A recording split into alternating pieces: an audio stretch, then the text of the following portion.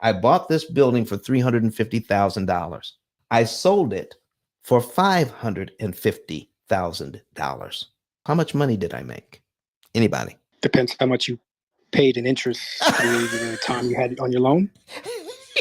Bill, what are you doing, man?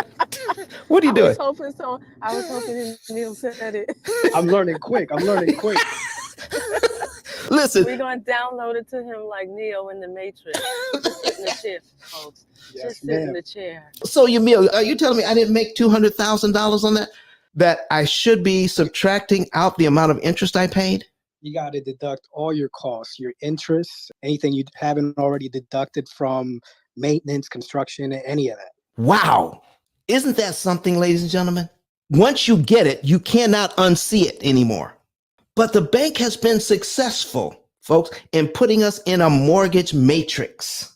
We are doing it their way, not seeing what's really happening in the world around us, because we have been taught to be inattentionally blind, meaning you're blind to what you don't pay attention to. I pay attention to cash flow. I pay attention to purchasing the property right. I pay attention to rehabbing it correctly. I pay attention to renting it properly. I pay attention to selling it properly. I pay attention to trying to get the lowest interest rate possible. But I don't pay attention to how much interest I paid during the time I own the building. It's about time we stop doing that. If you're a real estate investor on a limited budget, start thinking like a bank. Stop thinking like a consumer, because we have all been led astray like sheep to the slaughter on this deal. Listen, do what you need to do on the front end. You get your cash flow, you make your money, and you pay taxes on it. But let me tell you, please don't pay attention to what I'm getting ready to show you right here. Please don't pay attention to this, because I'm going to lend you $350,000.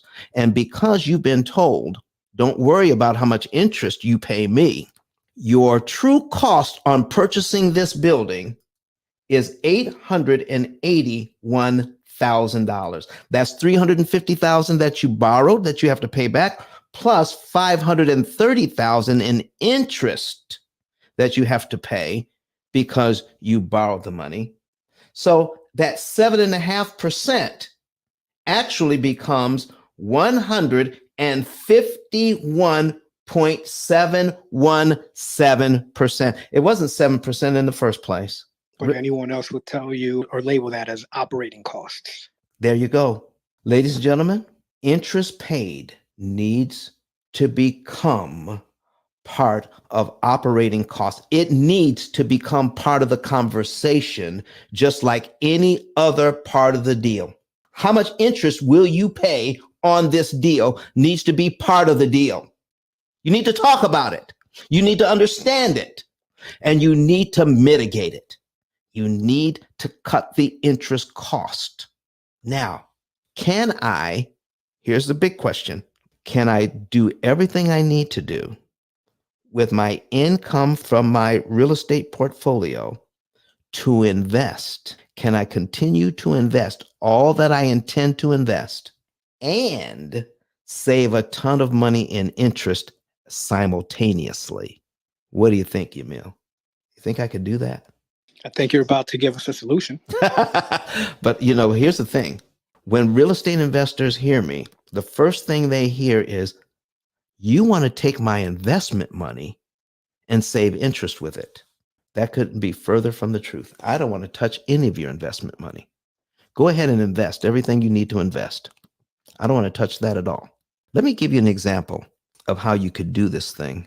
And before we get out of here, how you can make a ton of money on both ends. Watch this now. You can make money through growing income. You can make money through growing income. Do you know how corporations also make money? They make money by lowering expenses.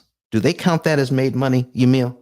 I mean, by lowering expenses, does that count? Yes, because you're technically increasing revenue or Profits, rather. I'm increasing profits by lowering my expenses. Listen, I can increase profits by raising prices. I could do a lot of things on the front end to increase profits. But am I also increasing profits by lowering expenses? And the one expense that investors ignore is how much interest they pay. They're looking at the interest rate. Don't get me wrong. They look at the interest rate. They look at the payments, but they're not looking at the total interest cost for the time that they're going to be in the deal. If I intend to be in this deal just for 5 years, and I do it the traditional way,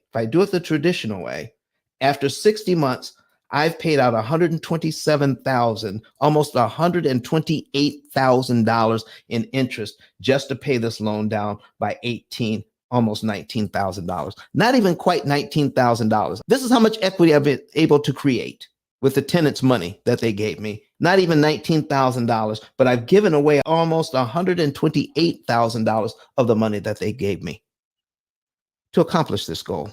How can I do it better? Every real estate investor I know that is good at this puts money aside for maintenance and repairs. Maintenance and repairs. You got to take care of your stuff. And you want to put cash aside to make a certain percentage of the rent you get so that you can take care of your building. But Don has some valuable information that can contribute to the quality of a person's life. And it only costs you a few dollars. It's his book.